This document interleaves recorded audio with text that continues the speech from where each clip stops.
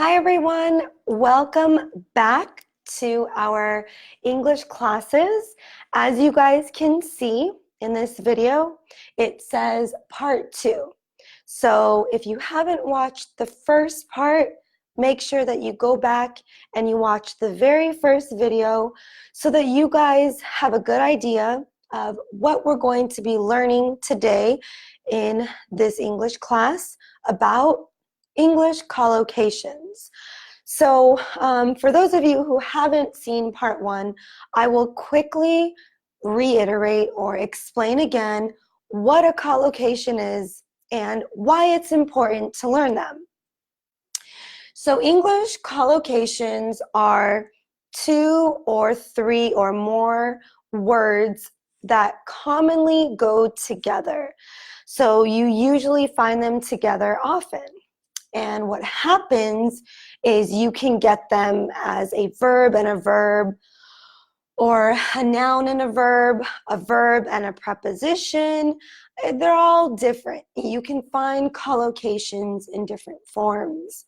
So in this class, in this specific video, I'm going to discuss the English collocations that deal with verbs and nouns together, okay? We're going to look at what that looks like. We're going to see what they mean. And then we're also going to go through pronunciation. So we're going to do a few things first. We're going to look at vocabulary or definitions. So we're going to define some of these things, how to use them, what they mean.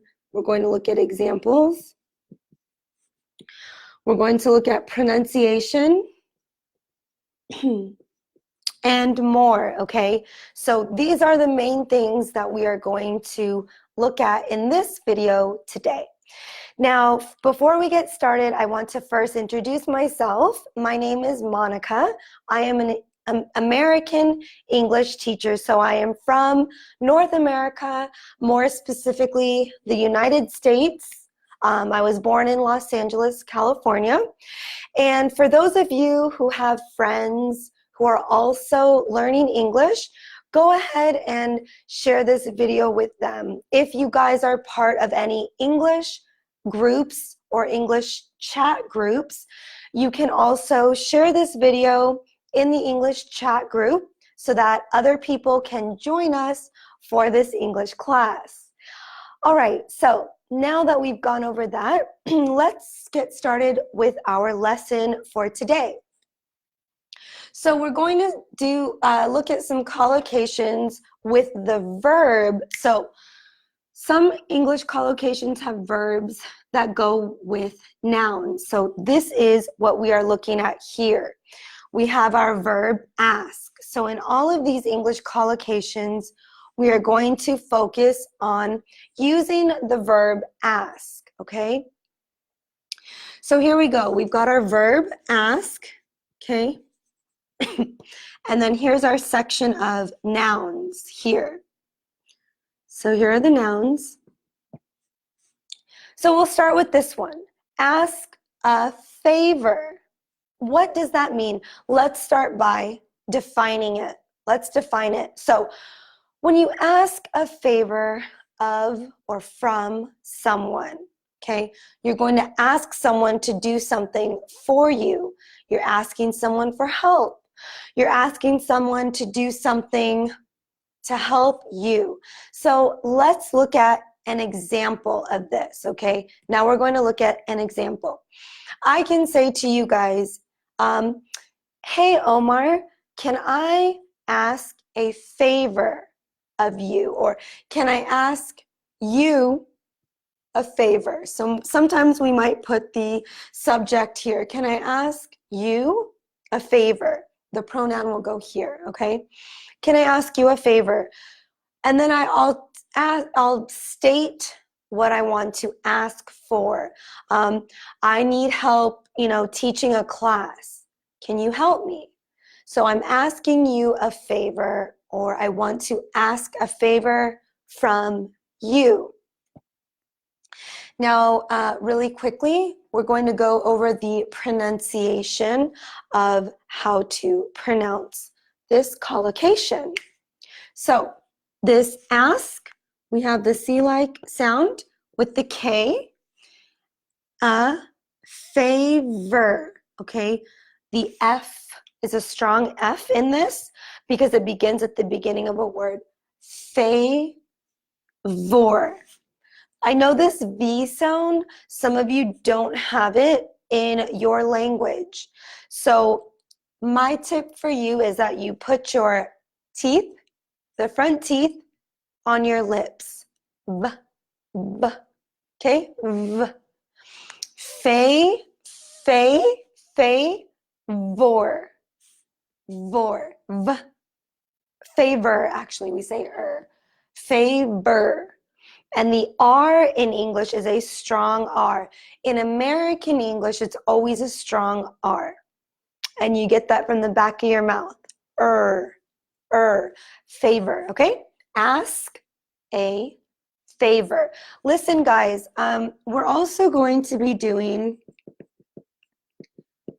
the imitation technique, okay? So that's what we're also going to be doing in this class. What is the imitation technique?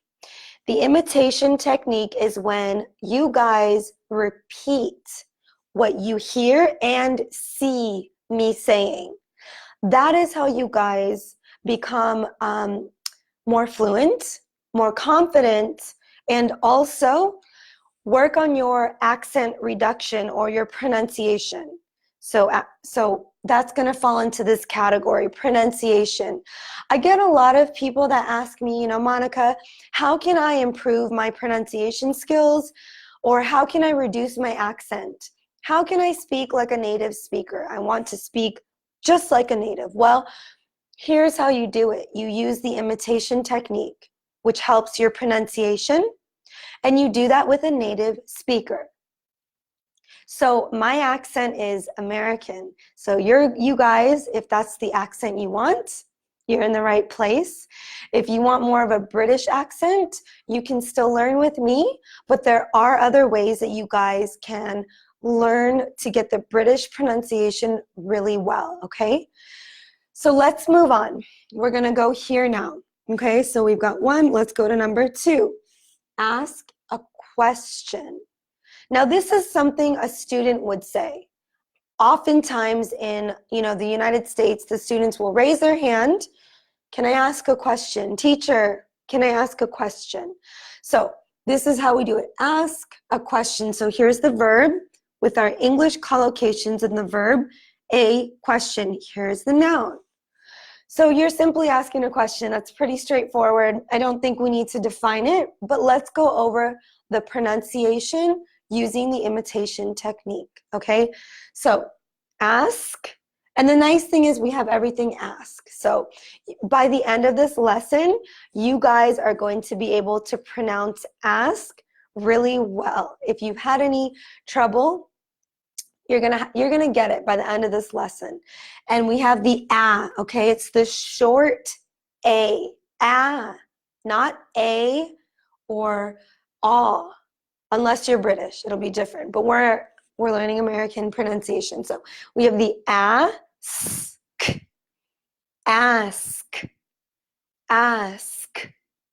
a question. Okay, we have this Q, U in there. Que,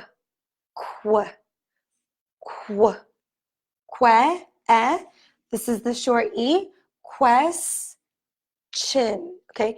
Or question. We have the ch sound. This T-I-O-N in English is actually pronounced as ch or sh sometimes. So question, chin. Make sure you guys are repeating with me, okay? Question. Ask a question. Good. All right, let's go to the next one. Ask somebody. Okay, so this is when you probably are in a situation, so we're going to define it. You're in a situation talking to someone, both of you don't know the answer. So what will you do? You will ask someone or ask somebody. I can say to you, let's say you ask me, Monica, when's the next test? And I don't know the answer. So I might say to you, well, why don't you ask someone? Like, go ask her or him when the next test is. Go ask someone. Go ask somebody. You can actually use them interchangeably. Ask someone, ask somebody, same thing. It means exactly the same thing. Now in this, we have something interesting going on here. And what we have going on is two letters right here, okay? The same. So S and S. So something interesting happens in English when we have this kind of situation. And this is one of the things that people have a really difficult time when understanding native speakers. And it has to do with speech reductions and like gluing words together. Okay, so here we go. We're going to remove the K from the situation. We're going to connect the two S's. And it's going to say, ask somebody, ask somebody, ask somebody. So why don't you ask someone? Go ask someone. Ask someone. So we take this K out completely. We don't even pronounce it. So it becomes ask someone. We're going to glue these words together. They become one. Ask someone. So it almost looks like someone, like that. Although there is a word in there. I'm sure many of you see it. And so, anyways, okay, so that's with that is with pronunciation. Ask someone or ask somebody. Go ask somebody. Go ask someone. That's how we would pronounce it. We not ask. You could, I mean, it's fine. You can say go ask someone, but that isn't how native English speakers speak English. We combine it, okay? Now, if you guys are watching this and you're finding it useful, go ahead and share this video with some of the English chat groups that you are a part of so other people can join the lesson. Or you can share this video with your friends or on your profile so that other people can watch this lesson as well and take part, okay? So go ahead and do that right now, and we are going to continue with the next set of English collocations. So now we have ask for advice. So once again, we have our verb column here, which is going to be ask, ask, ask, okay? And by now you guys are starting to understand and hear this pronunciation of ask, ask, okay? With the for American English. Now, ask for advice. So here we actually have a preposition with a noun. But we're just going to focus on the fact that the noun comes after. So we have our noun column here. Advice, directions, permission. Okay? So ask for advice. And this is just simply saying that you are going to ask for someone's opinion, someone's thoughts or feelings about a situation. So we're defining what this actually means. So now let's look at an example of this. Let's say that you are asking me. You want to know how you can speak more like a native speaker. So you are essentially asking me for advice. Monica, can I ask you for advice? I need help with my pronunciation, or I need help with accent reduction. So I want to ask for advice. Sometimes we even say, I want to ask for some advice. I want to ask for some advice. Okay. So now let's go over pronunciation. So ask for advice.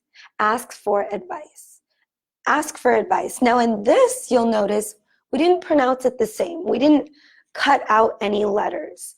In this, we actually pronounce all of them, okay? There's no linking sounds in this. So ask for advice. I need to ask for some advice. There are times when native speakers will drop the K, ask for advice. It's very common for us to do that, but in this instance, there's no real linking words, so you can say ask for advice, ask for advice. And I would even say for all of these, you could actually technically drop the K. Ask for directions, ask for permission, ask for a favor. Pretty much in all of them you can, but in this particular one, definitely you would. So here's ask for directions. Most of you probably already know this one. You are asking how to get somewhere, okay? So you need to know where to get or how to get somewhere. And this is how you're going to do it. You're going to ask for directions. Ask for directions. Directions. Remember? We have this question, directions, okay? We have this sh sound, for. It has the same pronunciation as the number. Ask for directions. Directions. Some people say directions. That's okay too. Depends on which part of the country you live in. And then we're going to ask for permission. Permission to do something. So you're asking if it's okay to do something. And this has the same pronunciation as that. Permission. Shin. Okay? Ask for permission. That's it. Okay, guys. So that'll do it for part 2 of English collocations. I will be back again with more from this series because there are many, many, many English collocations. Now, once again, if you guys enjoyed this video, please go ahead and give this video a thumbs up if you liked it.